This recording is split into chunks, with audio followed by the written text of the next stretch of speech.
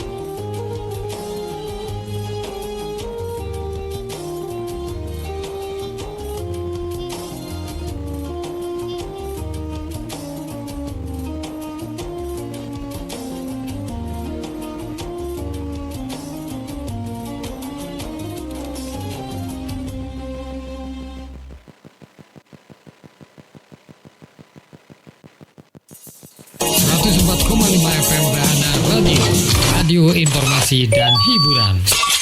Menjadi teman setia kala pagi kala senja, nyanyikan curah rasamu lewat radio Bahana FM 104,5 FM Bahana Radio masih dari Trunojoyo 119 Ngawi. Assalamualaikum warahmatullahi wabarakatuh. Selamat siang Sobat Bahana di edisi hari Jumat 23 Januari 2026. Mudah-mudahan dapat memberikan berkah buat kita semuanya ya hari ini. Dan hari ini kita kedatangan tamu spesial ya Sobat Bahana semuanya ya. Di ajang Talkshow Kesehatan kali ini, penasaran siapa dia? Baik, kita sudah kedatangan tamu istimewa hari ini bersama Bapak Dr. Edi Subagio MR CNHT CI CRM CAMC CMM. Temanya di siang hari ini sehat menurut aturan Rasulullah. Selamat siang Pak Dokter. Saya panggilnya Pak Dokter. Iya. Gimana Pak, ini kabarnya Pak? Alhamdulillah kabar saya baik, sehat, sukses dan bahagia. Gitu ya Pak ya. Bahagia, sukses tuh Pak ya. Apalagi di Jumat Berkah ini. Betul. Pak ya. Kebetulan Jumat Berkah Pak Dokter bisa hadir di Radio Bahana FM Ngawi. Betul. Gitu ya.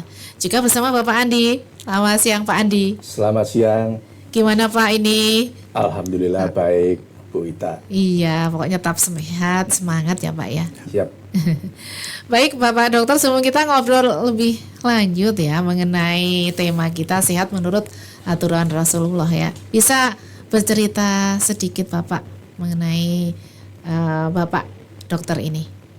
Ya, baik.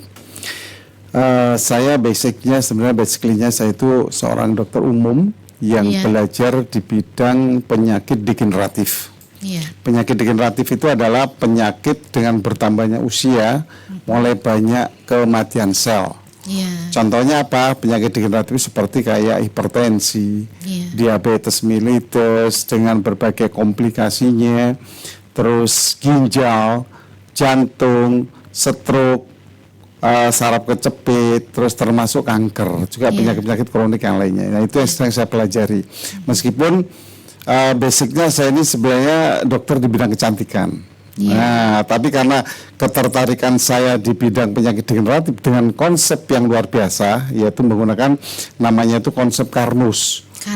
Karnus. Jadi konsep Karnus ini adalah suatu konsep yaitu metodologi ya yang mempelajari tubuh manusia mulai dari tingkat sel terkecil, jaringan, organ tubuh manusia dan hubungan manusia ini aktivitasnya dengan alam Iya. dikembalikan ke aturan Sang Pencipta. Iya, baik. Maka dari itu untuk mengembalikan itu diberikan nutrisi atau makanan sel, karena Iya. sel itu adalah makhluk hidup terkecil dalam tubuh manusia. Iya. Seperti itu. Jadi kalau sel itu kita kasih makan, insya Allah sel itu akan sehat, sehingga kita juga akan sehat. Iya. Begitu Mbak Lupita. Ya, baik, berarti ini Bapak ini awalnya dulu memang dokter ya, dokter umum ya Bapak ya. Tadi terus langsung sekolah lagi Bapak. Sekolahnya di mana Bapak? belajar. Oh, kuliahnya. belajar ya Bapak ya. Jadi memang ini prestasinya luar biasa ini ya Sobat Bana, dan Sobat Bana semuanya yang ingin tanya-tanya ya silakan nanti bisa melalui WA Bahana di 08563454545. Temanya sehat menurut aturan Rasulullah. Nanti bisa bertanya-tanya ya. Baik, sekarang ini yang pertama ini Bapak ya, mengenai konsep ini Pak ya, konsep Bapak ini pengobatannya itu memakai apa nih? Baik. Untuk konsepnya Pak. Ya konsepnya seperti saya bilang tadi, Iya. jadi intinya itu mengembalikan aturan tubuh ke aturan Sang Pencipta. Iya. Kita analogkan, kita punya handphone, ya handphone itu pasti punya ada yang mencipta. Iya. Yang mencipta pasti punya aturan di handphone tersebut, sehingga kita sebagai pengguna harus tahu aturan itu, sehingga kita mengaktifasi handphone juga ada aturannya. Nah kalau kita tidak bisa atau tidak tahu aturan handphone, pasti rusak, atau melanggar aturan handphone pasti rusak. Misalnya mau menyalakan itu harus dibanting-banting dulu, kan pasti rusak. Nah manusia pun harus sadar diri mulai sekarang bahwa manusia itu ada yang mencipta, yaitu kita itu di Muslim itu Allah ya. Allah pasti punya aturan dalam tubuh manusia. Untuk itu di sini yang paling penting kita harus dan wajib tahu aturannya Allah seperti apa. Iya. Seperti itu. Kalau mau saya jelaskan langsung, kita mohon dipahami ya. Aturan Allah itu yang pertama, satu, Allah itu menciptakan manusia diberikan kurang lebih 60 sampai 100 triliun sel. Jadi bukan miliar, triliun. Triliun ya Pak ya, itu banyak banget ya selnya. Betul, triliun. Dan itu tersebar ke seluruh tubuh kita. Iya. Sel kalau kumpul, misalnya miliaran sel itu akan jadi organ. Organ kita bisa jantung, paru, ginjal, liver, itu organ. Iya. Maka dari itu jika ada organ kita yang rusak atau fungsinya menurun, berarti ada sel yang mati di situ. Nah, sel yang rusak bisa diperbaiki ternyata. Iya. Dengan apa? Memberi makan, nggak usah susah-susah. Nah, untuk memberi makan kita harus tahu aturan Allah kedua. Iya. Harus tahu makanannya sel itu apa. Nah, kata Allah, kalian itu saya ciptakan bagi manusia, jadi harus tahu makanan sel. Makanan sel itu berarti ya harus makanan manusia. Jangan yang bukan makanan manusia. Iya. Definisinya, iya. Definisinya itu ya Pak ya. Definisi itu makanan manusia itu adalah makanan yang kita makan, bisa dipecah dalam lambung, terus hasil pemecahannya itu bisa ditransport lewat pembuluh darah, diangkut, terus bisa sampai ke sel untuk makanan sel. Nah, masalahnya apa yang kita makan itu sebenarnya sel belum tahu, sel nggak kenal. Karena semua yang kita makan itu tipenya masih tipe polimer jenisnya. Artinya polimer itu rantai ikatannya panjang. Sel nggak mengenal. Jadi waktu kita makan pagi misalnya kayak saya tadi ya, makan telur ceplok. Saya nggak ngerti ini makan apa ini tubuh saya. Makan nasi, saya nggak ngerti. Nah, pada waktu nasi itu nanti dimasuk dalam lambung terus dirubah menjadi monomer yang pendek-pendek berupa glukosa, kan karbohidrat itu kalau dirubah menjadi glukosa. Sel baru mengenal. Nah, ini baru makanan saya. Oh gitu. Telur, setelah protein itu kan telur. Di lambung dirubah jadi asam amino. Nah, ini baru makanan saya, sel baru mengenal. Nah, yang ternyata telurnya digoreng nih. Gorengan ini sifatnya adalah trigliserid, lemak. Nah, sel nggak kenal lemak, taunya asam lemak. Begitu. Jadi kita harus tahu itu. Yang ketiga, aturannya Allah itu supaya sel itu tetap hidup, Allah memberikan menyematkan yang namanya lambung. Lambung itu ternyata diberikan Allah di tubuh kita sebagai pensuplai makanan sel. Ya, nah untuk tahu pensuplai makanan sel, ya kita harus tahu aturan Allah terhadap lambung seperti apa. Lambung itu sifatnya Allah berikan asam sekali, antara pH 1 sampai 3 itu asam. Tujuannya apa? Supaya bisa memecah yang kita makan, yang nantinya akan menjadi makanan sel.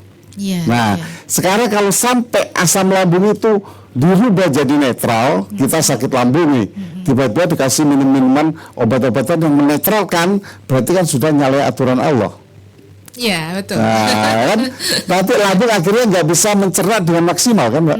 Seperti itu. Iya, Itu baik. salah satu. Terus apalagi asam lambungnya ada yang dicegah, di stop. Padahal asam lambung dibutuhkan. Itu juga nyalahi aturan Allah. Iya. Baik. Jangka lama kalau sudah lambung ini dirusak dengan menetral, dirusak dengan menyetop asam lambungnya, sehingga nanti sel kekurangan makan. Iya. Akhirnya kita dengan bertambahnya usia, mulai sel mulai kurang makan, mulai lemas, muncullah keluhan-keluhan atau sign, tanda. Tapi kalau kita tetap cuek dan tidak tahu aturan Allah, nanti akan pasti terjadi gangguan pembuluh darah. Awalnya biasanya hipertensi dulu. Karena pembuluh darah sudah kaku. Gitu ya. Berarti Kaku. awalnya pembuluh darah itu hipertensi itu ya, Pak? Iya, jadi pembuluh darah itu jadi kaku. Kenapa jadi kaku? Akibat lambung bermasalah. Sehingga kolesterol dan trigliserid nggak bisa dipecah dalam pembuluh darah. Kenapa nggak bisa dipecah? Karena yang pecah itu nggak ada pisaunya. Iya. Pisau itu bahan bakunya dari asam amino. Iya. Nah, asam amino dari mana? Dari protein telur yang saya makan tadi, seperti itu. Iya. Jadi kalau lambung bermasalah, asam aminonya nggak muncul, sehingga bahan bakunya itu nggak ada, jadi pisaunya nggak terbentuk, sehingga trigliserid dan kolesterol itu bergentayangan ke seluruh pembuluh darah kita. Iya. Akhirnya apa? Kita harus tahu di pembuluh darah itu ada nutrisi, ada H2O air, ada oksigen. Nah, pada waktu kolesterol ini bergentayangan dan trigliserid itu jalan-jalan tuh, dia ketemu oksigen. Terjadilah reaksi namanya oksidasi parsial. Oksidasi parsial. Oksidasi ini nanti akan mendapatkan hasil radikal bebas. Radikal bebas itu kan jahat nih. Iya. Nah, dia nanti radikal bebas ini akan jadi plak di pembuluh darah. Jadi plak itu memang ada akibat oksidasi parsial. Iya. Gara-gara kalau kita runut ke belakang akibat lambungnya yang bermasalah. Iya. Nah. Awalnya dari lambung itu ya, Pak ya? Berarti Betul. itu penyakit itu Iya. pertama kali. Iya, jadi itu kalau kita mau merunut ya ke belakang. Jadi maka dari itu lalu kita sumbernya segala penyakit itu ada di lambung. Iya. Dan itu kalau kita di Muslim ada hadis. Menurut hadis Al-Hafidz As-Suyuti rahimahullah dalam kitab Tuqman itu sumbernya segala penyakit itu jeleknya al-baradah. Iya. Jeleknya al-baradah adalah jeleknya pencernaan. Tafsirnya yang bisa mencerna itu organ kita hanya lambung. Nah, jadi kadang kalau kita kok jantung kok lambungnya diperbaiki, ya berarti masih belum paham tentang aturannya Iya. Allah. Nah, gitu. karena sehat itu penting. Sampai kadang-kadang semua orang itu lupa dengan kesehatan, tertipu. Dia menjalankan aktivitas, sibuk, kerja, apalagi punya jabatan ya, tidak Iya. pernah memikirkan lambungnya. Iya, Padahal sudah terasa lapar, ya kan? Iya, Pak, kadang kalau kita sibuk dengan pekerjaan itu lupa nggak makan, Pak. Betul, hati-hati. Padahal kurang lebih setiap 4 jam itu lambung harus mencerna. Gitu. Nah, itu Iya, iya. maka dari itu saya bilang hati-hati lambung disayangi. Jangan sampai lambung sudah jadi masalah. Apa yang menyebabkan lambung bermasalah? Satu, suka nanti untuk makan kalau lapar. Gitu. Tunda-tunda. Menunda makan Iya. ya. Yang kedua, tidak sadar usia sehingga tetap suka makan yang pedas-pedas. Nah, yang ketiga, tidak sadar usia suka tetap makan makanan yang asam-asam. Iya, iya, iya. Tidak sadar usia makan gorengan berlebihan. Tidak sadar usia minum kopi berlebihan. Kopi bagus sehat, tapi kalau berlebihan enggak baik karena Nggak baik, ya. sesuatu yang berlebihan enggak baik. Seperti dicanangkan sama Allah di surat Al-A'raf ayat 31. Udah jelas. Wa kulu wasrabu wa la tusrifu innahu la yuhibbul musrifin, kata Allah. Makan dan minumlah tapi jangan berlebihan. Sesungguhnya Allah tidak suka yang berlebihan. Iya. Nah, terus mungkin minum-minuman yang bersoda, Iya. alkohol, itu menyebabkan lambung masalah. Nah, kalau lambung sudah masalah, hati-hati. Ini biasanya itu akan terjadi namanya dispepsia. Dispepsia itu suatu kondisi terasa begah, Iya, iya. terasa kembung, Iya. terasa nggak enak, itu hati-hati sudah. Karena dispepsia itu dibagi dua, ada dispepsia organik dan fungsional. Iya. Kalau organik itu sudah mengenai struktur lambungnya, misalnya kayak luka lambung, GERD, sekarang lagi ngetren Lagi ini, ngetren KET, KET itu, ya. Pak. Iya. Lagi ngetren kan sekarang. Iya. Padahal KET itu adalah suatu kondisi asam lambung berlebihan. Iya. Nggak boleh. Kalau asam lambung berlebihan, dia akan sering naik ke tenggorokan, sehingga klepnya antara tenggorokan sama lambung itu lemah. Makin sering naik, hati-hati.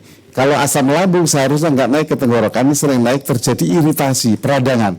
Oh, bisa iritasi ya, Pak? Maka dari itu orang yang kadang-kadang nggak ada, tiba-tiba sering batuk, Iya. dan diobati obat batuk nggak sembuh-sembuh.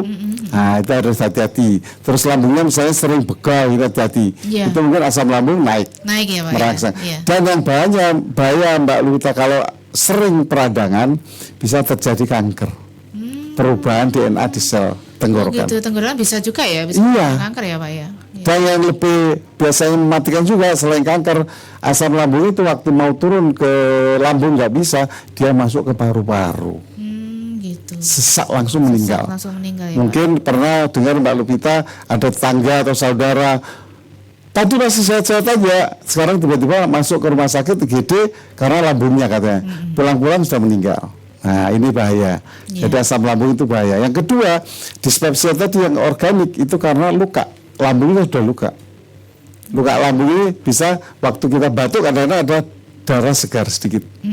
Nah, itu luka lambung sudah. Luka lambung ya, Pak ya? Betul, Yang Pak. kedua, biasanya kalau suka lambung itu bisa terjadi perdarahan selain naik ke bawah. Waktu BAB-nya itu warnanya kehitaman. Itu harus kita curiga. Iya. Dan tidak bisa membuang diagnosa diferensial diagnosa lain seperti gangguan hati biasanya. Nah, ini mengerikan. Mengerikan ya, Pak ya? Iya.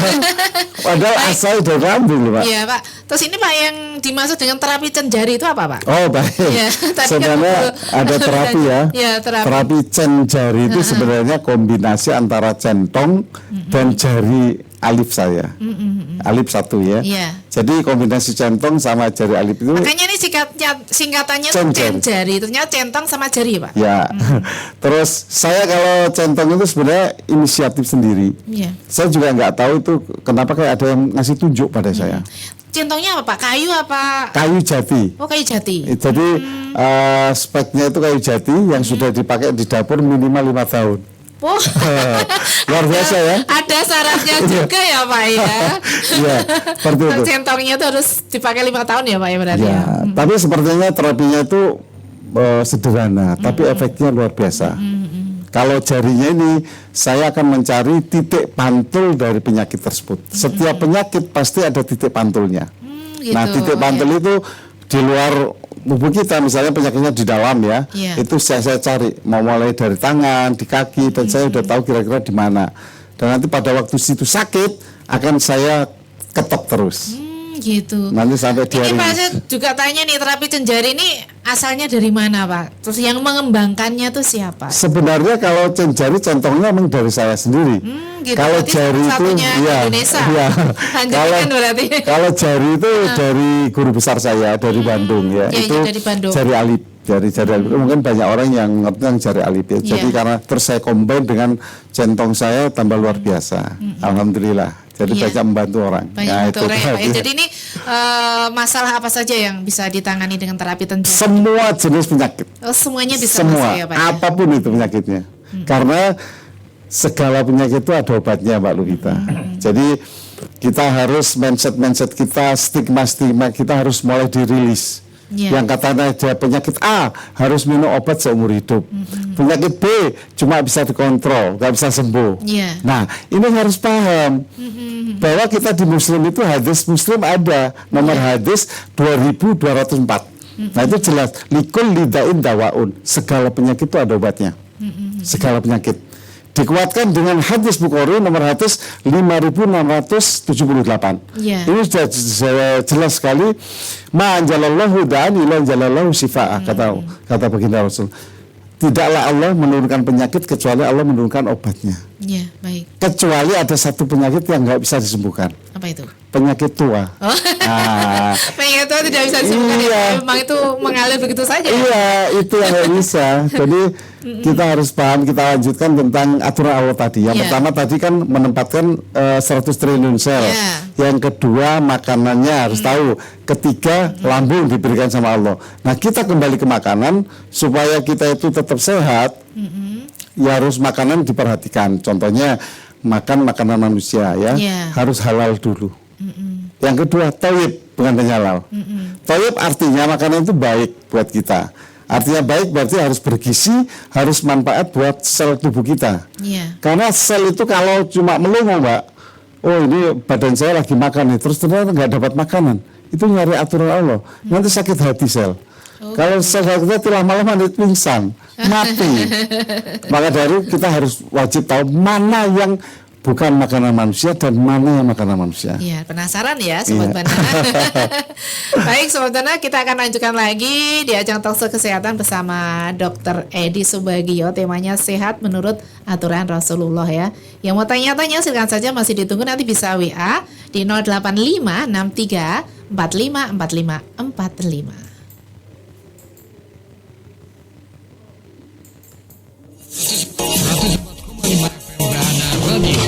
Radio informasi dan hiburan. Menjadi teman setia kau pagi kala senja, nyanyikan curah rasamu lewat radio Bahana FM. Listeners, ada tamu spesial.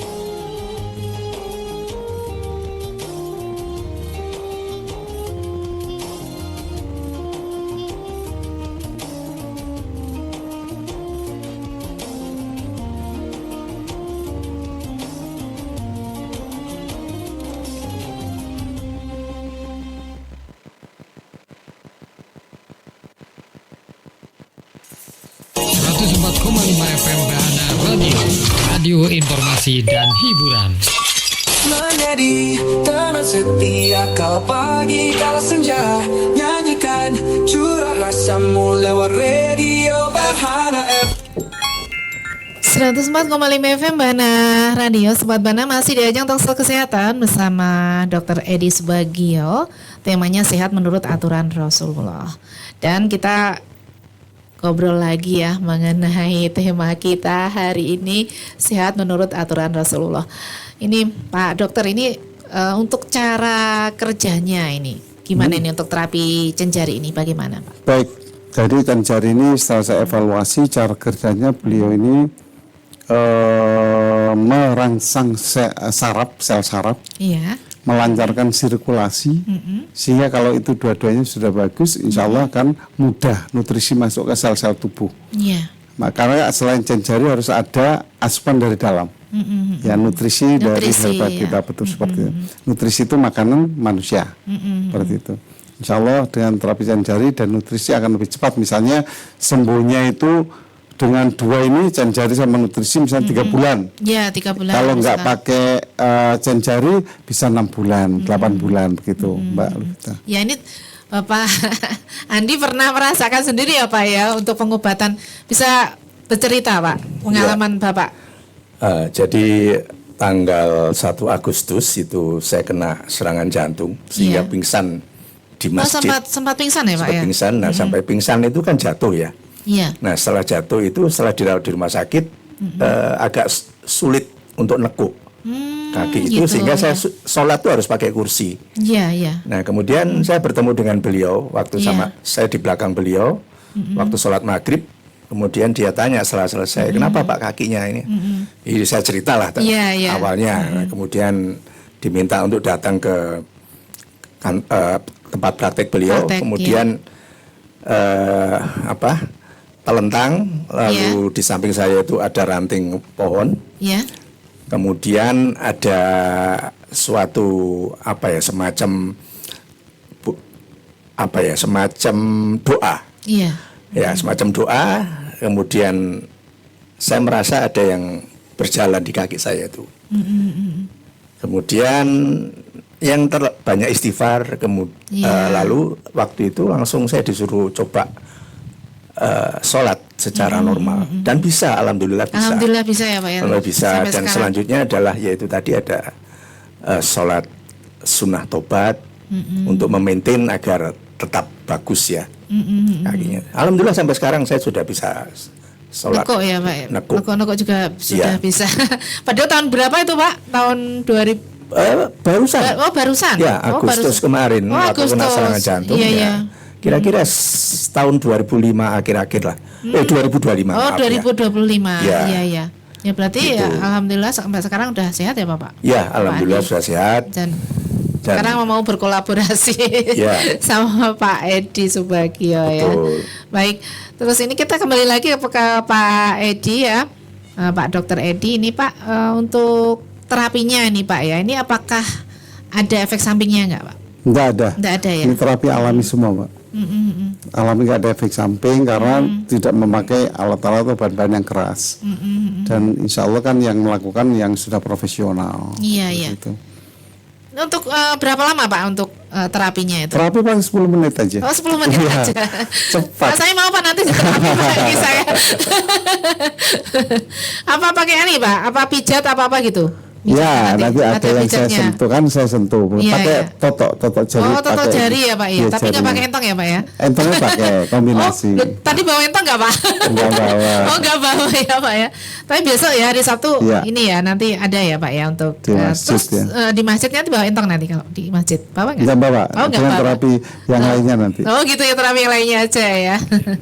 Baik, ini Pak, sekarang ini untuk mempelajari untuk teknik chain jari ini berapa lama ini Pak Dokter mempelajarinya? Saya kalau jarinya itu kurang lebih 2 hari full, mulai dari pagi sampai maghrib. Nah, kalau pakai centong itu saya kayak ada yang ngasih tahu gitu. Oh gitu, jadi Betul. memang harus pakai centong gitu ya, Iya. yang beritahu gitu Betul, ya. sama mana-mana yang harus dicentong gitu loh. Gitu. Maka dari itu kalau ada orangnya, Dok belajar di mana centong? Saya juga nggak pernah belajar. Jadi seperti ada yang ngasih tahu gitu aja. Saya juga nggak tahu itu. Petunjuk mungkin ya. Ya petunjuk itu Pak ya. Karena dari yang saya di ingin atas. kuat membantu orang-orang yang sudah sakit lama-lama supaya sembuh sampai tanpa minum obat kimia. Iya, iya, iya. Seperti itu. Ya baik. Terus ini untuk kenapa ini Bapak I bisa tertarik untuk konsep chain jari ini Pak? Oh. Ya gimana? Chain nih? jari konsepnya sebenarnya dikombinasi dengan nutrisi ini. Oh nutrisi. Karena metodenya ini penyembuhan saya itu atas izin Allah itu mengembalikan ke aturannya Allah. Jadi pasien saya itu saya sadarkan, kamu ini manusia, kamu ini ada aturan dalam tubuhmu. Ini kamu harus mengikuti aturan Allah. Nah, dari itu karena dia sudah mau berubah, mulai dari gaya hidupnya, pola makannya, diberikan kesembuhan atas izin Allah semua pelan-pelan. Iya. Itu yang saya tertarik. Kenapa? Jadi mengembalikan aturan tubuh ke aturan Sang Pencipta sebagai yang membuat aturan dalam tubuh kita, Allah satunya. Gitu Karena ya, sudah jelas di surat As-Su'ara itu ya, surat 26 sudah jelas di ayat 79 itu Allah itu yang memberi makan dan minum, tapi jangan berlebihan.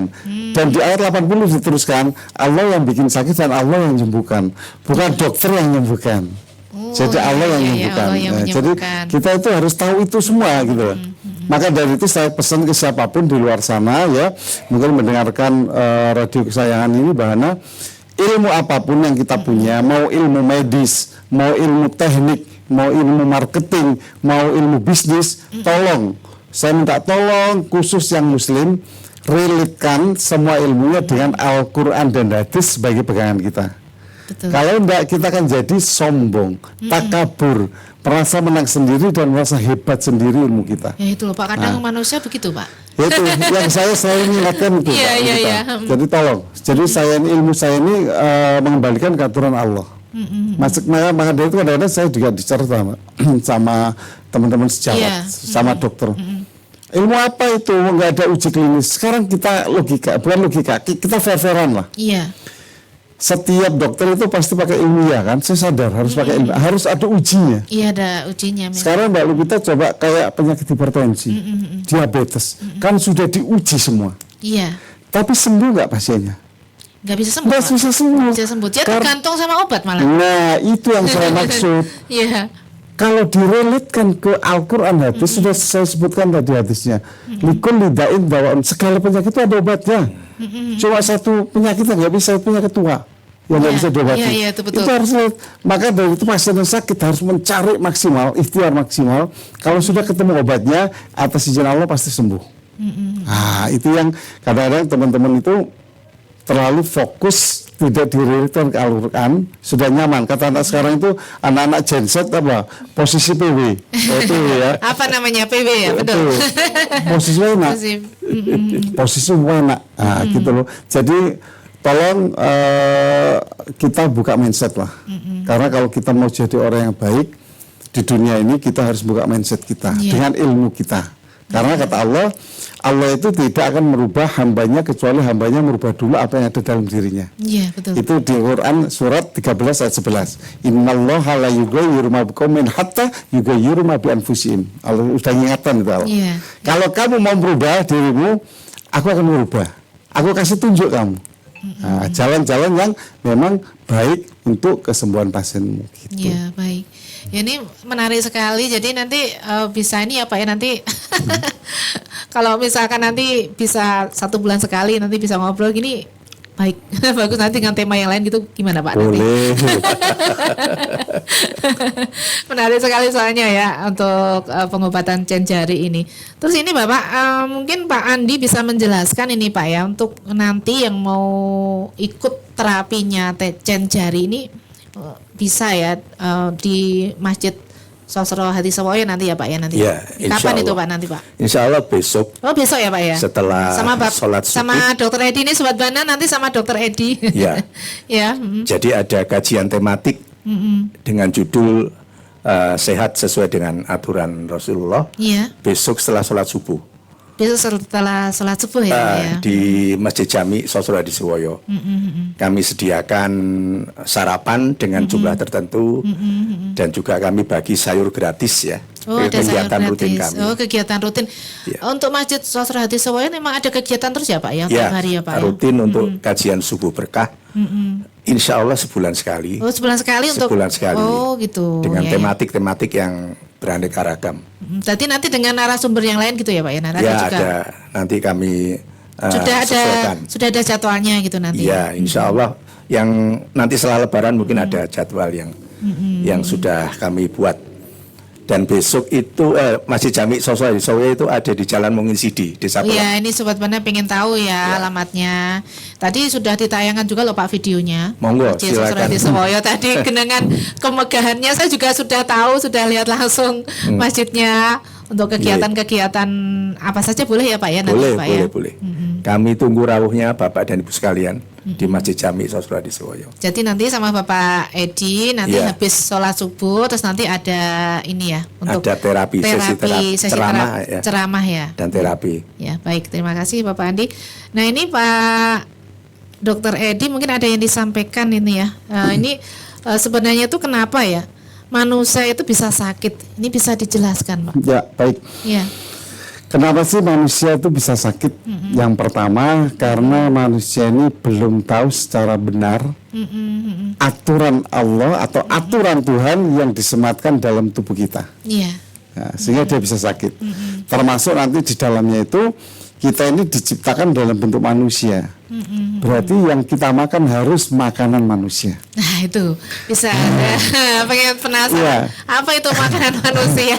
Jadi percaya tadi yang makanan manusia adalah makanan yang bisa kita makan dan pecah di lambung, kemudian diangkut lewat pembuluh darah dan bisa sampai jadi makanan sel. Iya. Nah, saya buka di sini yang di luar yang anak-anak genset sekarang ya suka nongkrong. Iya. Contohnya seperti creamer.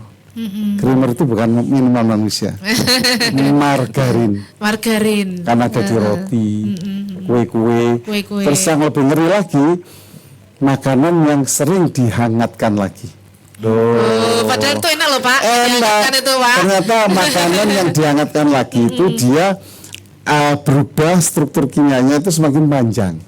Pada waktu dia semakin panjang, maka dia itu bikin taste baru. Nah, mungkin bisa di browsing, curi-curi browsing lah nanti. Prevalensi kanker terbesar di Indonesia. Di mana? Di mana itu Pak? Jawa Tengah, Jawa Tengah. Jogja, Jogja ya. gudeg, tahu bacem, tempe bacem, itu. Jadi sakit itu bisa juga dari pola makan, gaya hidup, dan yang terakhir nomor 3 dari cara kita memasak. Cara kita memasak ya. Iya. Iya. Kebanyakan orang-orang memasak, saya pintar masak nih, boleh lah. Tapi sudah sehat nggak itu? Mulai dari contoh yang sederhana. Banyak orang-orang sekarang yang lagi meledak kapan itu di Indonesia ya, sampai dokter, sampai profesor itu heboh dengan statement hati-hati telur dadar membuat kanker atau diabetes. Iya. Nah, telur itu kalau kita pahami, waktu Allah kasih telur, itu antara putih sama kuning bisa apa jadi satu? Bisa. Bisa. Iya. Ternyata Allah punya tujuan. Pada waktu masak, kita harus pisah. Berarti yang benar apa? Ceplok kan jadi bisa. Iya. Rebus bisa. Kalau didadar, bisa enggak? Tidak bisa kan campur. Campur. Maka dari itu cara masaknya sendirikan dulu. Kuning sendiri, putih sendiri, masing-masing diaduk. Yang dimasak harus putihnya dulu. Gitu. Setelah ya, putih ada sudah tulisnya. mulai menggumpal, keputihan itu matang, baru kuningnya masukkan. Gitu. Kenapa harus begitu? Ternyata di telur kuning setelah kita teliti, Iya. di kuning itu selain ada kandungan kolesterol, makanya orang-orang takut ya, Anda Iya. perlu takut. Ada namanya kandungan biotin. Biotin itu vitamin B7. Ternyata fungsinya biotin itu di dalam tubuh kita, di sel itu bisa membantu metabolisme karbohidrat, protein, lemak. Jadi kalau kita masuk ke mitokondria di siklus Krebs, dia akan merubah asetil CoA menjadi asam pirufat. Kalau itu tidak terjadi akibat bantuan vitamin B7 kuning telur, nggak akan terjadi, Mbak. Sel ini bisa mati, nggak muncul energi dalam tubuh kita. Iya. Nah, caranya gimana? Kalau putihnya ini ada kandungan avidin. Avidin namanya. Avidin itu kandungan dalam putih telur. Avidin kalau dicampur dengan kuning telur, maka kandungan biotin tadi bisa nancep di 8 jarinya avidin. Jadi otomatis kan biotinnya nggak berfungsi. Nggak berfungsi. Iya. Iya. Dan akan menjadi yang bukan makanan manusia. Maka dari itu putihnya harus dirusak dulu. Gitu Nah, ya. itu Berarti hal kecil. hal kecil ya Pak ya. Berarti teknis itu Pak ya. Berarti kalau memasak Hati-hati. jadi harus sendiri-sendiri ya nanti Ya, ya. apalagi kalau itu ibu-ibu memberikan anaknya cepet-cepetan mau sekolah, dipikirkan telur dadar, terus nggak pakai minyak, pakai margarin, wis tambah hebat itu. Tambah hebat itu ya. Bukan makanan manusia itu Iya, ternyata ya. begitu Ya, harusnya. baik. Baik Bapak, mungkin ada yang disampaikan nih buat Sobat Bahana semuanya, silakan Bapak Edi. Baik. Kalau menurut saya, kalau kita itu ingin sehat ya, sahabat Bahana semua, ayo kita mau nggak mau, suka nggak suka harus merubah pola hidup kita, gaya hidup kita dengan cara apa? Mempelajari aturan Tuhan itu seperti apa. Ya, baik. Nah, kalau belum tahu aturan Tuhan, datanglah besok di Masjid Sosro Hadi Sewa. Hadi Hadi Sewa Sewa, ya. ya. Itu insya Allah akan saya bahas di situ. Boleh tanya-tanya. Sekalian nanti saya terapi cen jari. Iya, nah nanti penasaran nanti bisa diterapi di sana ya, Iya. di Masjid Sastra Hati Soyo ya. Baik Bapak Andi, mungkin ada yang disampaikan lagi Bapak? Mungkin ada yang disampaikan? Saya kira cukup dan kami tunggu besok hadirnya di Baik. Masjid Jami Sosro Adisewoyo, Jalan Mungin Sidi, Iya, Desa baik. Pelem. Ya, baik. Ya. Terima kasih Bapak Andi, juga Bapak Dr. Edi. Terima kasih, Mbak Ali. Ilmunya sangat bermanfaat sekali di ajang Talkshow Kesehatan kali ini. Baik Sobat Bana semuanya, sampai di sini dulu Lupita Bana menemani di ajang Talkshow Kesehatan bersama Dr. Edi Subagio, ML, CNHT, CI, CRM, CAMC, CMM. Temanya sehat menurut aturan Rasulullah.